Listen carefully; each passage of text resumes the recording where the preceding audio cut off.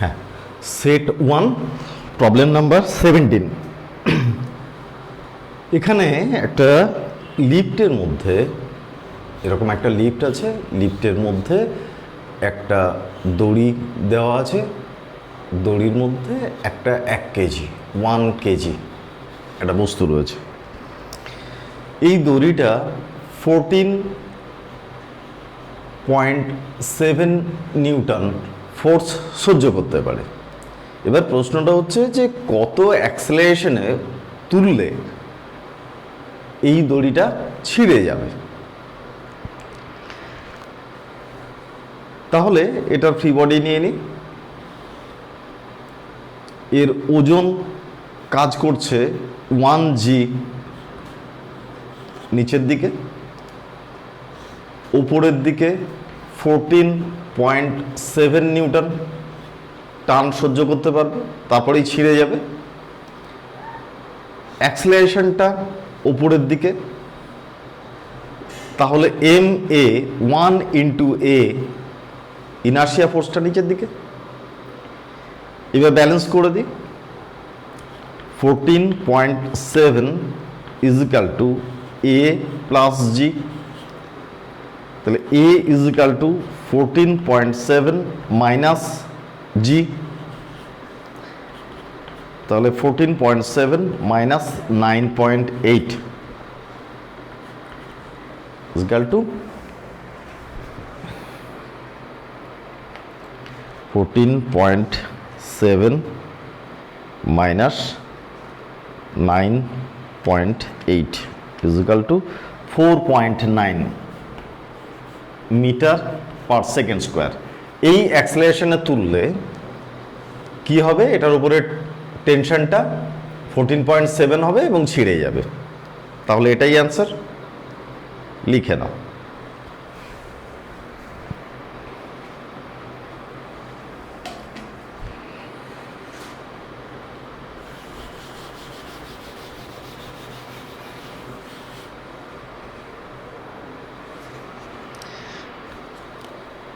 এরপরে লিফটের প্রবলেমগুলো আমরা করব। লিফটের প্রবলেমগুলো কীরকম একটু বুঝিয়ে দিই। একটা লিফটে করে ধরো এটা গ্রাউন্ড লেভেল থেকে একদম 10 তলা পর্যন্ত উঠছি। লিফটটা কি হবে, গ্রাউন্ড থেকে প্রথমে অ্যাক্সেলারেশন নিয়ে কিছুটা যাবে। আমি ধরে নিলাম যে এতটা পর্যন্ত অ্যাক্সেলারেশন নিয়ে যাচ্ছে। ওঠার সময় এইদিকে অ্যাক্সেলারেশন, আপওয়ার্ড অ্যাক্সেলারেশন, তারপর একটা সার্টেন ভেলোসিটি ও অ্যাচিভ করলো, করার পরে সমবেগে বেশ কিছুটা যাবে, গিয়ে শেষের পার্টটা কি হবে, স্পিডটা আবার ধীরে ধীরে কমে এখানে থামবে, থামার পরে লোকজন নেমে যাবে। তাহলে এখানে কি হলো, উপর দিকে রিটার্ডেশন, এখানে জিরো ভেলোসিটি, এখানে একটা সার্টেন ভেলোসিটি ছিল। তাহলে এখান থেকে এই পর্যন্ত যখন যাচ্ছে তখন ভেলোসিটি কমছে, তাহলে রিটার্ডেশন হচ্ছে, তার মানে অ্যাক্সেলারেশনটা হচ্ছে নিচের দিকে। আবার লিফটটা যখন ব্যাক করছে তখন জিরো ভেলোসিটি ছিল, জিরো ভেলোসিটি থেকে অ্যাক্সেলারেশন নিয়ে নামতে শুরু করলো, তাহলে এখানে নিচের দিকে অ্যাক্সেলারেশন। আবার একটা বেগ পেল, সেই বেগে সমবেগে এতটা পর্যন্ত নেমে গেল, নেমে যাওয়ার পরে আবার কি হবে, সেই বেগ থেকে এসে থামবে, জিরো ভেলোসিটি হবে। তাহলে এখানেও কি হচ্ছে, নিচের দিকে রিটার্ডেশন, তার মানে অ্যাক্সেলারেশনটা ওপরের দিকে। তাহলে লিফটের ক্ষেত্রে নিচের থেকে যখন ওপরে উঠছে তখন অ্যাক্সেলারেশন ওপরের দিকে, আর এই জায়গাটাতে একদম টপে যেখানে থামছে সেখানে অ্যাক্সেলারেশন নিচের দিকে বা ওপর দিকে রিটার্ডেশন, এই কেসটা। এখন লিফটের মধ্যে কোনো একটা লোক রয়েছে, ধরো লোকটি এইভাবে থাকলো। লোকটা যদি একটা ওজন মাপা মেশিনে দাঁড়িয়ে থাকে, তাহলে ওজন মাপা মেশিনটা একটা প্রতিক্রিয়া বল দেবে, সেই প্রতিক্রিয়া বলটা দেবে ওপরের দিকে, এবং এই প্রতিক্রিয়া বল যত দিচ্ছে মেশিনটা সেই রিডিংটাই দেখাবে। তাহলে এটাই হচ্ছে ওজন মাপা মেশিনের উপরে দাঁড়িয়ে আছে লোকটি, সেই ওজন মাপা মেশিনটা এই রিডিংটা দিচ্ছে। এখন লোকটির ওজন কাজ করছে নিচের দিকে এমজি, উপর দিকে অ্যাক্সেলারেশন নিয়ে যদি যায়, এই পার্টটার কথা বলছি, তাহলে ইনার্শিয়া ফোর্স নিচের দিকে এম এ, তাহলে সেক্ষেত্রে রিডিংটা কত হবে? R is equal to M G plus M A. তাহলে ফ্রি বডি করেই পেয়ে গেলাম, কিছুই না, যেভাবে করছিলাম সেভাবেই পেয়ে গেলাম। তো এইটা অনেক সময় ফর্মুলা হিসেবে ছেলেরা মুখস্থ করে, কিন্তু সেটা করার দরকার নেই। ফ্রি বডি ডায়াগ্রাম আঁকবে, আঁকলেই পেয়ে যাবে, এটার কষ্ট করে মনে রাখার দরকার নেই। আবার যদি এরকম হয় যে রিটার্ডেশন হচ্ছে উপর দিকে, এই পার্টটার কথা বলছি, তাহলে এমজি নিচের দিকে, উপর দিকে রিয়াকশন ফোর্স, আর এবার অ্যাক্সেলারেশন হচ্ছে নিচের দিকে, তাহলে এম এটা হয়ে যাবে উপরের দিকে। তাহলে এই ক্ষেত্রে কত পাবো? R plus M A is equal to MG. তাহলে আরটা কত আসবে এক্ষেত্রে? MG minus M A. এটাও ফর্মুলা হিসেবে মনে রাখে ছেলেরা, দরকার নেই, তোমরা এইভাবে করে নেবে, যেভাবে আমরা করছিলাম সেইভাবেই করে নেবে, ওইভাবেই চলে আসছে, নতুন করে মনে রাখার কিছু দরকার নেই।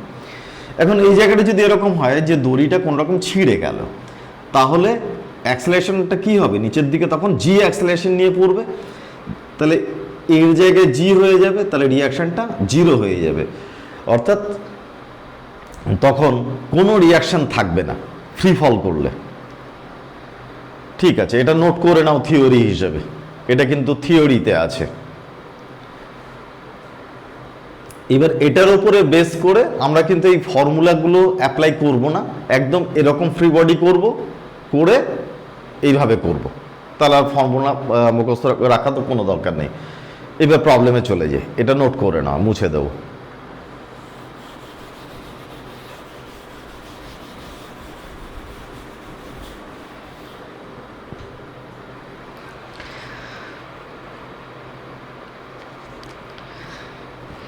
এবার প্রবলেম সেট 2 এর 12টা লিফটের প্রবলেম, লিফটের প্রবলেমগুলো পরপর করিয়ে নিই।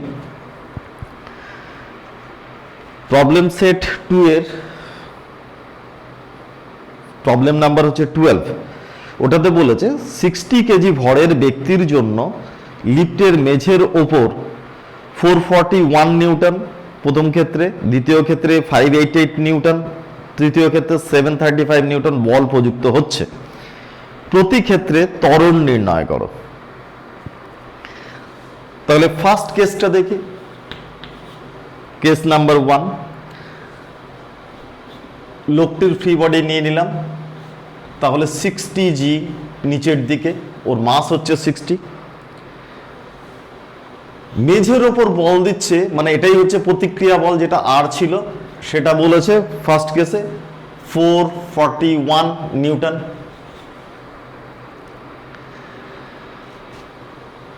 আর অ্যাক্সেলারেশন জিজ্ঞেস করেছে, ধরে নি যে ওপর দিকে অ্যাক্সেলারেশন, আপওয়ার্ড অ্যাক্সেলারেশনটাকে পজিটিভ ধরে নি, তাহলে কত হচ্ছে? এটা 60 এ ইনার্শিয়া ফোর্সটা। এবার প্রতি ক্ষেত্রে ত্বরণ বের করতে বলেছে, তাহলে ফার্স্ট কেসটাতে ত্বরণটা বের করি। তাহলে এখানে আর ইজ ইকাল টু, তার মানে 441 is equal to 60 A plus 60 G, और a plus g is equal to 441 by 60।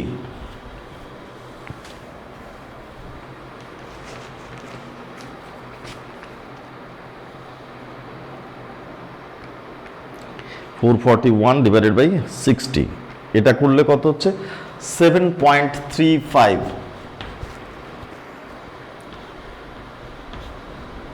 और a इज इक्वल टू কত?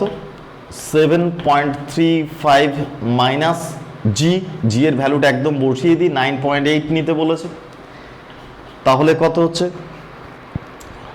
7.35 minus 9.8 is equal to minus 2.45 এত metre per second square. Minus মানে হচ্ছে যে আমরা ধরেছি ওপরের দিকে অ্যাক্সেলারেশন, তাতে মাইনাস এলো, তার মানে ত্বরণটা হয়ে যাবে অপোজিট ডিরেকশনে, মানে নিম্নমুখী। এটা নিম্নমুখী ত্বরণ হয়ে যাবে যেহেতু মাইনাস এসছে। যখন আমরা ত্বরণ কোন দিকে বুঝতে পারবো না, তখন যেটা করব, যেদিকে ইচ্ছে ধরে নেব, যেদিকে ধরেছি যদি পজিটিভ আসে তাহলে সেই দিকেই ত্বরণটা হচ্ছে, আর যদি ত্বরণটা মাইনাসে আসে তাহলে যেদিকে ধরেছি অ্যাকচুয়ালি তার অপোজিট ডিরেকশনে ত্বরণ হচ্ছে, তাহলে এটা নিম্নমুখী। লিখছি না, এটা হয়ে গেল, এখানে লিখে দেবে নিম্নমুখী ত্বরণ, মুছে দিই।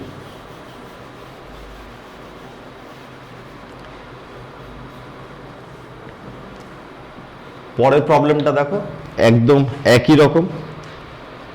এবার রিয়াকশনটা বলেছে 588, একদম সেম। তাহলে 588 is equal two 60A plus 60G। তাহলে 60টা কমন নিয়ে নিই, A plus G is equal two 588 by 60, 588 divided by 60 is equal to 9.8। তাহলে A is equal to কত, 9.8 মাইনাস G, মাইনাস 9.8 করে দিচ্ছি, তাহলে 0। তাহলে কোনো রকম অ্যাক্সেলারেশন হচ্ছে না, তার মানে অ্যাক্সেলারেশনটা 0 মানে হচ্ছে সমবেগে চলছে অথবা দাঁড়িয়ে আছে, এরকম কিছু একটা হবে, অ্যাক্সেলারেশন নেই মোট কথা। এটা লিখে নাও, মুছে দেব।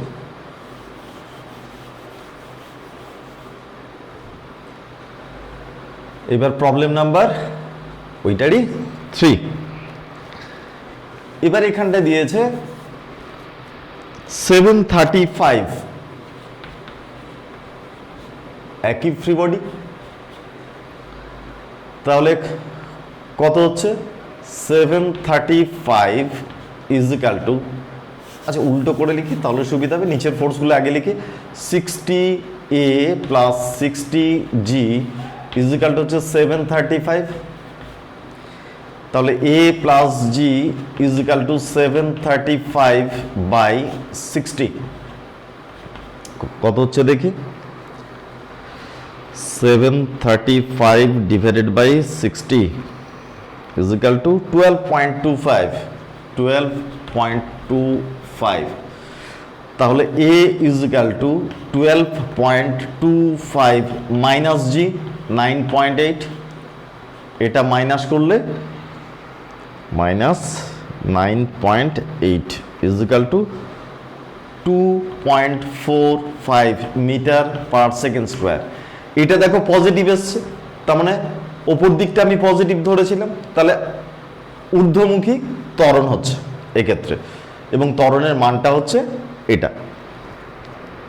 হয়ে গেল, পরের প্রবলেমে চলে যাও।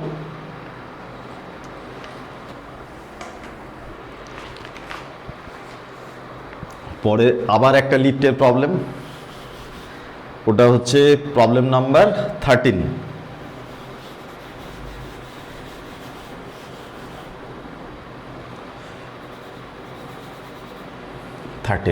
ঠিক পরের প্রবলেমটা, ওটাও লিফট দিয়ে প্রবলেমটা পড়ি।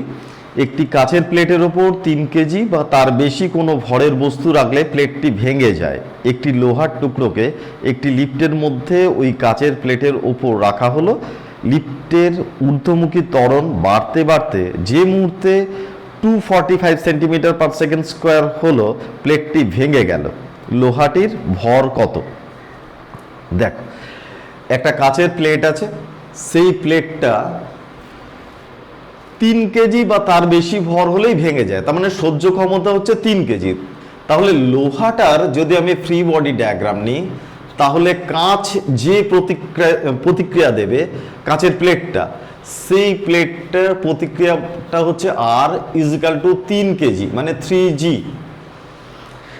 তাহলে রিয়াকশন ফোর্সটা কাঁচ যেটা দিচ্ছে, কাঁচের প্লেটটা এই এম মাসটাকে ধরে নিই যে এম মাস, তাহলে এম মাসটাকে যে প্রতিক্রিয়া বলটা দিচ্ছে সেটার ম্যাক্সিমাম লিমিট হচ্ছে এটা।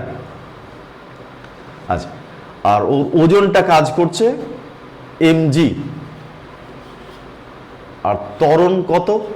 ত্বরণ a is equal to 245 centimetre per second square, এটা 2.45 মিটার পার সেকেন্ড স্কোয়ার করে নাও, ইউনিটটা চেঞ্জ করে নাও। তাহলে এই দিকে হচ্ছে এম এ,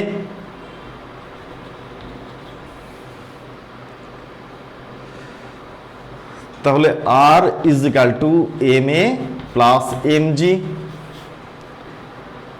আরটা হচ্ছে 3 into 9.8 is equal to M into A plus G, 2.45 plus G হচ্ছে 9.8। তাহলে এমটা কত? 3 ইন্টু 9.8 ডিভাইডেড বাই, এই দুটো প্লাস করলে কত হবে?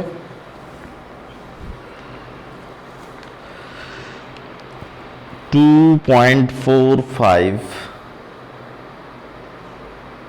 প্লাস 9.8 ইজিক্যাল টু হচ্ছে 12.25। 12.25।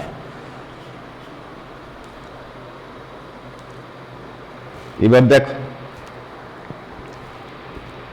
3 into 9.8 divided by 12.25 is equal to 2.4 কেজিতে চলে আসবে।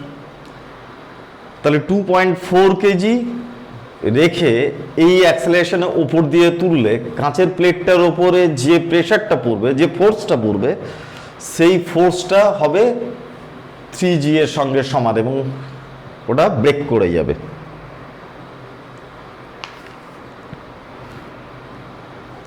এটা হয়ে গেল, মুছে দেবো, লিখে নাও।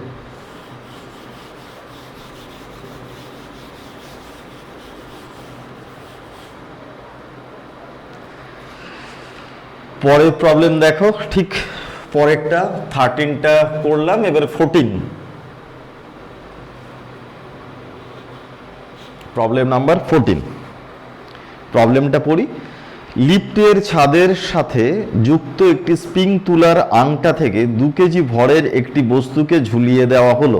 স্প্রিং তুলার পার্ট কি কি হবে যখন লিফটটি 3টে ত্বরণ দিয়ে দেওয়া হয়েছে? সেই 3টে ত্বরণে আলাদা আলাদা করে বের করতে হবে যে স্প্রিং তুলার পার্ট কত। তাহলে লিফটের ছাদ থেকে, এরকম লিফটটা আছে, লিফটের ছাদ থেকে একটা 2 কেজি ভর, দেখো অঙ্কগুলো একই রকম, সব 2 কেজি ভরের বস্তু ঝোলানো আছে। এইবার এখানে একটা স্প্রিং তুলা রাখা আছে, এইটা রিডিংটা দেবে। অ্যাকচুয়ালি এই দড়ির মধ্যে টানটা কত সেই রিডিংটাই দেবে, মানে টেনশনটা বের করতে হবে আমাকে। তাহলে এটা ফ্রি বডি নিয়ে নিই।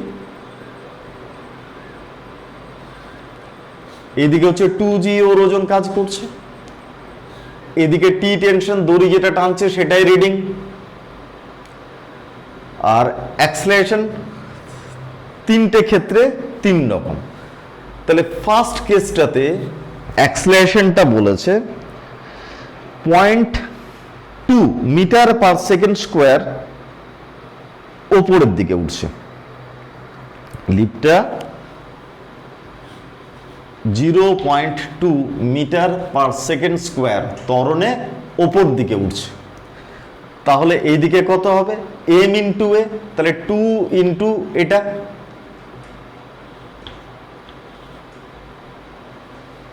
এত নিউটন। তাহলে টি ইজ ইকাল টু কত পেলাম 2g প্লাস 2a,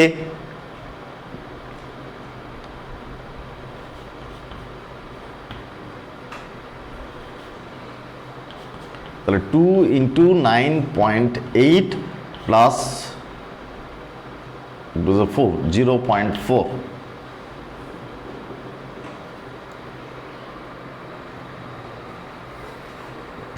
হিসাব করে দেখি কত হচ্ছে, 2 into 9.8 is equal two 19.6 plus 0.4 is equal two 20 Newton.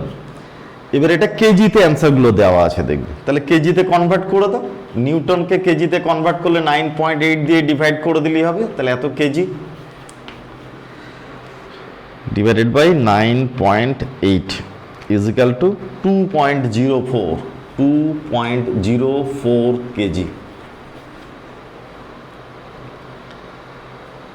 Pause করে লিখে নাও, আমি মুছে দেব। এবার প্রবলেম 2, ওইটারই সেকেন্ড পার্টটা। ওটার ক্ষেত্রে দিয়েছে 0.1 মিটার পার সেকেন্ড স্কোয়ার ত্বরণে নামছে,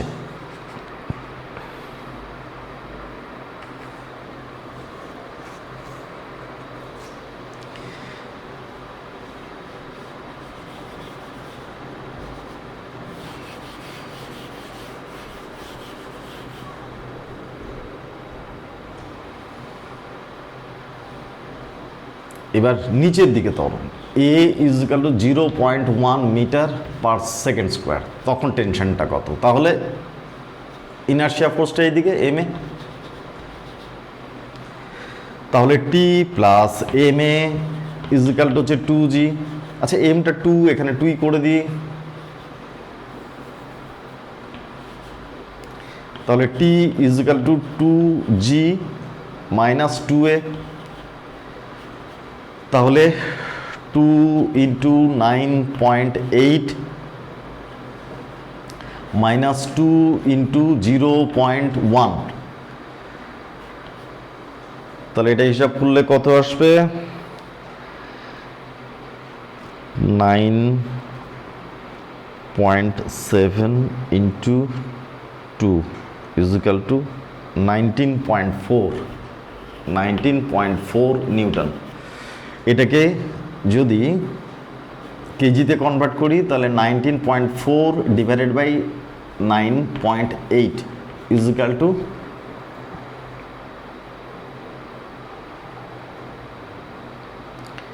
1.979, তাহলে 1.98 কেজি।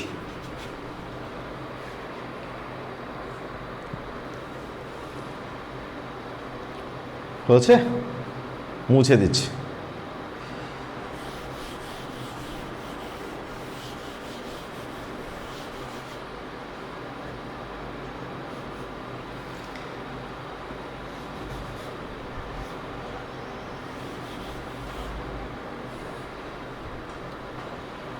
এরপরে 3 নম্বরটা কি বলেছে, 0.15 মিটার পার সেকেন্ড সমবেগে উঠছে। তাহলে উঠলে কি হবে, এক্ষেত্রে কোনো ত্বরণ নেই, তাহলে এম এটার আসবে না, তাহলে টেনশনটা কত হবে 2g, এত নিউটন, জি দিয়ে যদি ডিভাইড করে দিই তাহলে 2 কেজি, তাহলে এক্ষেত্রে রিডিংটা হবে 2 কেজি।